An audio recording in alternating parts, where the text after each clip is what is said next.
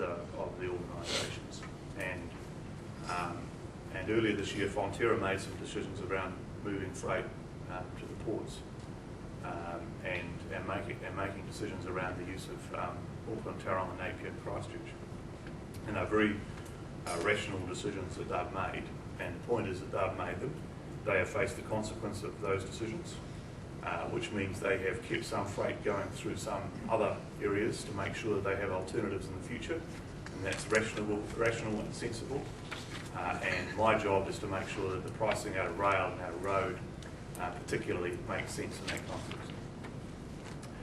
Speaking of that, sorting out the rail company structure is very important, and that's a sunk investment for us now. Sunk as at August of last year, and our job is to make the best of it and ensure we will need rail going forward, particularly on the major freight lines, and it's important that we achieve those results of sensible economic investment. Plus other things that seem smaller but they're not really: road user charges changes and simplifying and streamlining regulations and processes in the transport system, which we can do right across government. And then those sort of decisions are quite similar in other areas of the infrastructure portfolio. The difference with transport is that it's very much a public good, and so most of the investment comes via road user charges and levies back into the transport sector. On the water storage side, they are similar issues but different.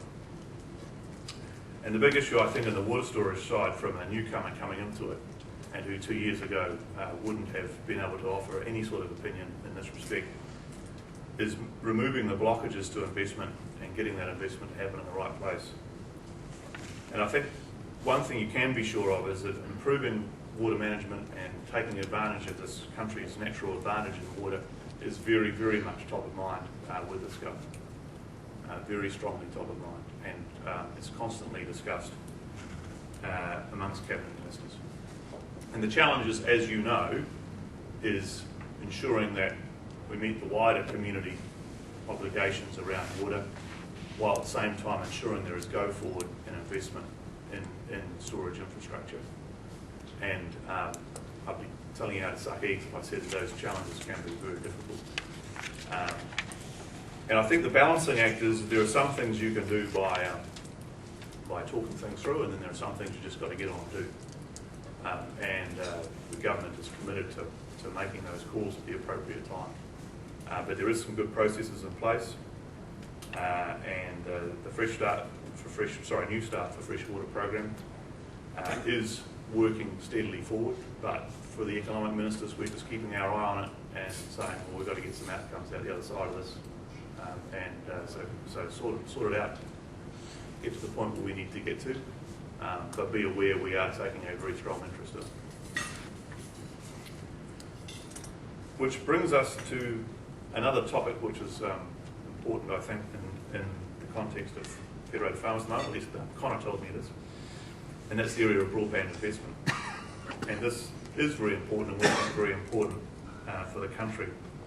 I'd just like to go through a couple of things for you in that respect. Firstly, we've identified investment in both fast broadband and ultra-fast broadband as critical to securing the brighter future that we have campaigned on delivering. The challenge is to make our geographic disadvantages as irrelevant as we can, and to grow new sectors of the economy where we export our ideas, our weightless goods, if you like, to a world that is actually very responsive and hungry for Kiwi innovation.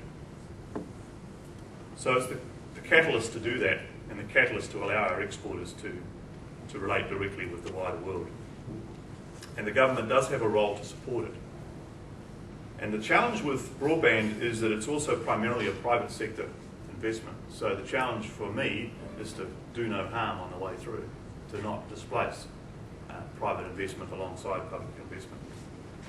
So what we're trying to do in the ultra-fast space and the urban space is facilitate an investment to happen sooner than it otherwise would. And if you left it completely to the market, then I think eventually they would get there. But as shareholders of quite rational companies, they would take their time because it's all about getting the full use out of the asset that you've already got in the ground. And you folk are very familiar with that. You don't replace an asset ahead of time. and that's what the private companies and their shareholders are taking the view on in the ultra-fast broadband space. So what we've said is that we are prepared, on behalf of the taxpayers, to encourage that investment by putting some money in to shift the return to a more current rather than future-looking approach. In other words, to get it to happen more quickly. And the Crown very much expects to get the taxpayers' money back.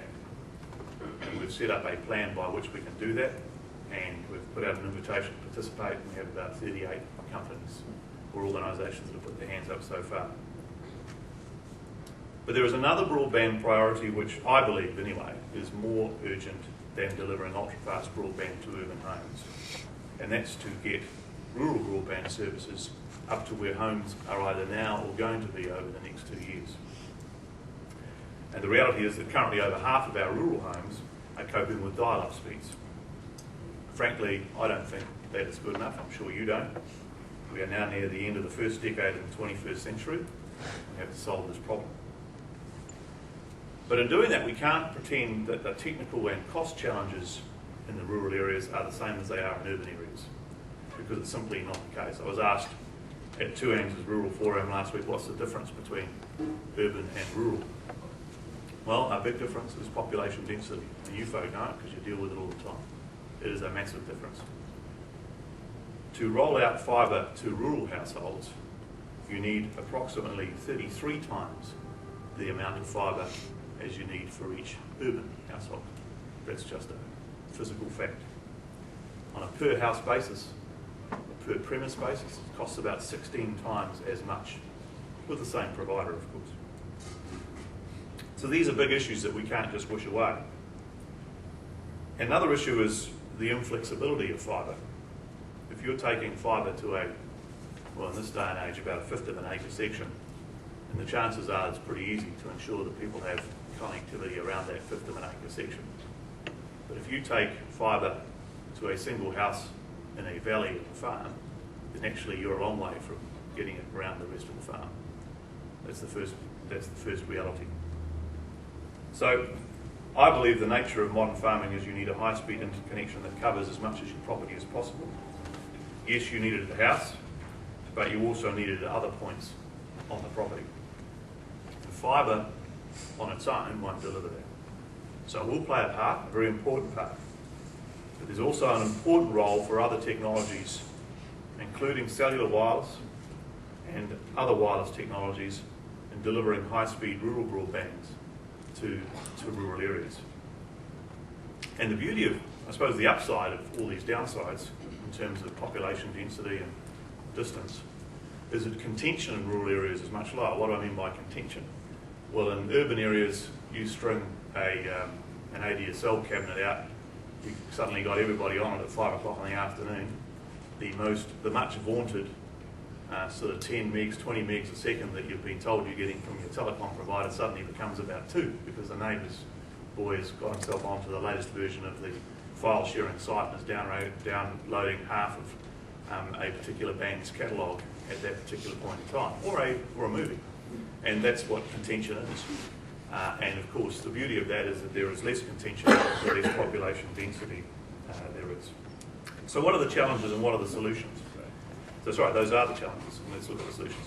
Our targets are to ensure, firstly, that over 80% of rural households will have access to broadband at speeds of at least 5 megs per second, and that 93% of rural schools will receive fibre enabling speeds of at least 100 megs per second, with the remaining 7% to achieve speeds of at least 10 megs. And that's to be done as quickly as we can. We've set a limit on that of 6 years, not 10. And some say that's not quick enough, and I agree with them, but actually you've still got to do it.